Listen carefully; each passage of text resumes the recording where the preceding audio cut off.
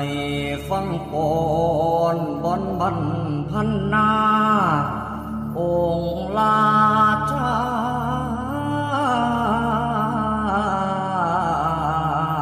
พญาแท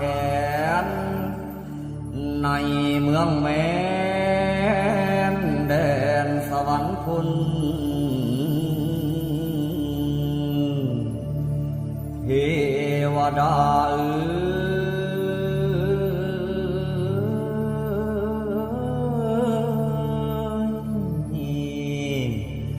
เทวดาอยู่ฟ้าสาธุพ่อพญาแทน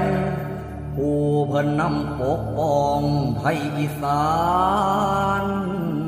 ไว้ลูกขอวอนขอไหวถวายขมาบูชาทานเฮประทานหยาดฝนหำล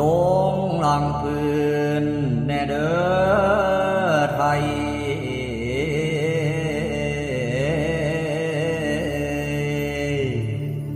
ให้สูงเย็นให้สูงเย็นโอ้ย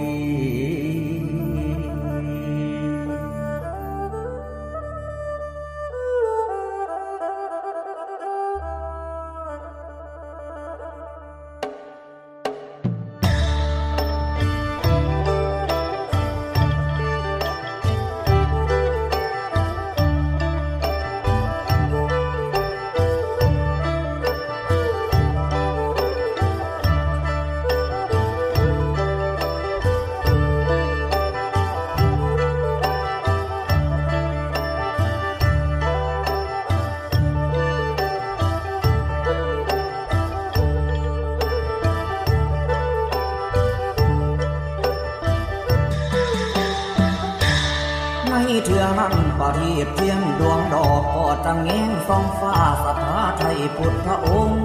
แสงส่องด้วยห้วยหุงสาธุการเวียนสมัยเห็นทางงามดวงตะเวนลีลาดตีไต